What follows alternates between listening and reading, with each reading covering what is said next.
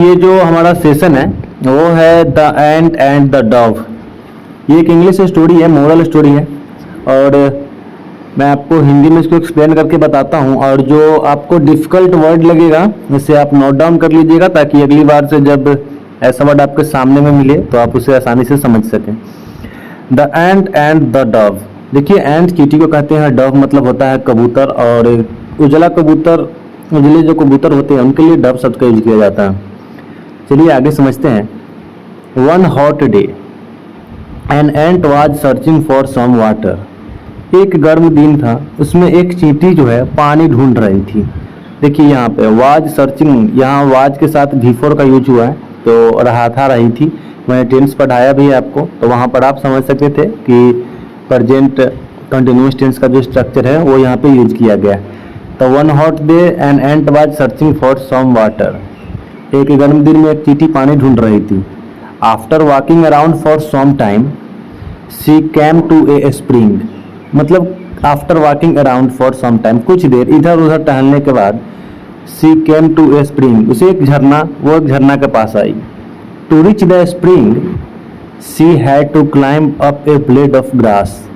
कहने का मतलब है झरने तक पहुंचने के लिए उसे घास की पत्ती पर चढ़ना पड़ा।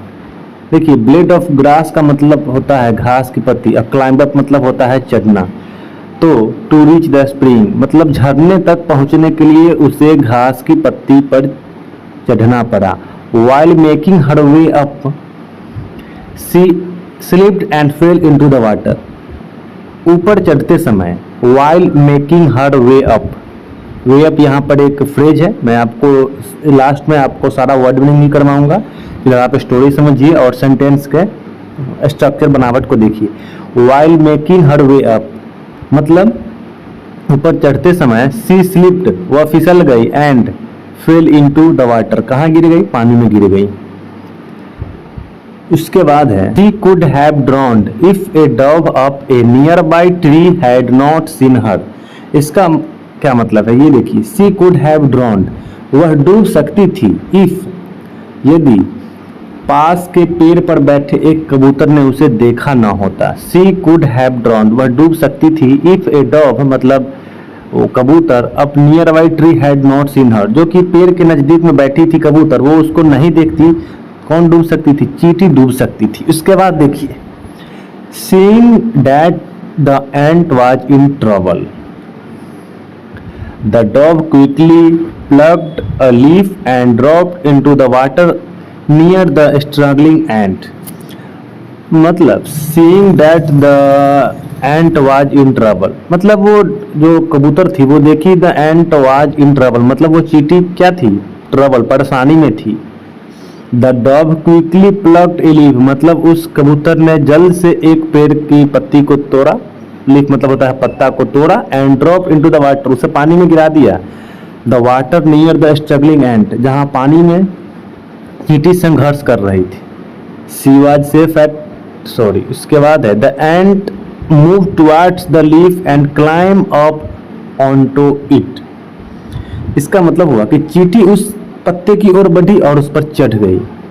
The ant move towards the leaf मतलब चींटी उस पत्ते की तरफ, टुवर्ड्स मतलब होता है की ओर, मूव मतलब होता है घूमना, तो चींटी उस पत्ते की ओर घूमी। एंड क्लाइम मतलब होता है क्लाइंब अप मतलब चढ़ जाना, क्लाइंब अप ऑनटू इट मतलब उस पत्ते पर चढ़ गई। Soon the leaf drifted to dry ground and the ant jumped out. थोड़ी ही देर में पत्ता बहकर सूखी जमीन पर आ गया और चींटी कबूतर चींटी ये देखिए, see and the ant jump, jump मतलब होता है कूदना, और वो चींटी है वो जंप करके बाहर आ गई। And she was safe at last, आखिरकार वह सुरक्षित हो गई। कौन, चींटी सुरक्षित हो गई। उसके बाद देखिए, just at that time a hunter nearby was about to throw his net over the dog hoping to trap it. इसका मतलब होता है थोड़ी ही ठीक उसी समय, just at that time just उसी समय, ए हंटर, हंटर मतलब होता है शिकारी, नियर बाय एक शिकारी वहां पे था, पास का एक शिकारी था जो कबूतर पर जाल डालने ही वाला था ताकि उसे फंसा सके। ये देखिए, ट्रैप इट मतलब होता है फंसाना, थ्रो मतलब होता है फेंकना। A hunter nearby was about to throw his net over the dog, मतलब कि एक जो शिकारी था वो उस डॉग के ऊपर जाल फेंकने ही वाला था ताकि उसे फंसा सके। फिर है guessing what he was about to do, the ant quickly bit him on the heel. अब देखिए, चीटी ने गेस कर लिया, गेसिंग व्हाट, चीटी ने समझ लिया कि वह क्या करने वाला है। वो शिकारी जो था वो डव के ऊपर जाल फेंकने वाला था ताकि उससे अपने जाल में फंसा सके।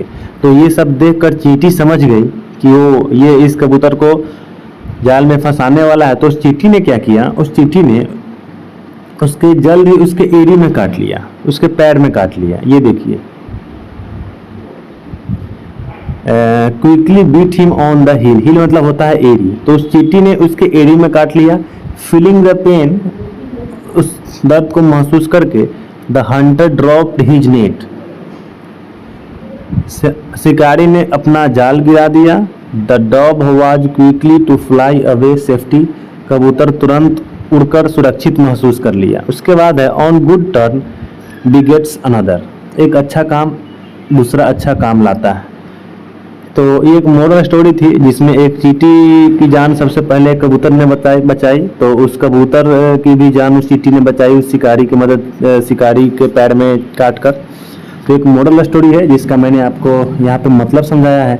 और कुछ वर्ड यहाँ पे था जैसे कि सर्चिंग फॉर मतलब होता है तलाश करना। ब्लेड ऑफ ग्रास का मतलब होता है घास की पत्ती। कुछ यहाँ पर इसके हार्ड वर्ड है उससे मैं समझाता हूँ। स्लिप मतलब तो आपको पता ही होता है, फिसल जाना होता है। ड्रॉन्ड मतलब होता है डूब जाना। नियर बाय मतलब होता है पास का ही। ड्रॉप मतलब होता है गिरा देना। उसके बाद है हंटर का मतलब मैंने आपको बताया ही है कि शिकारी होता है।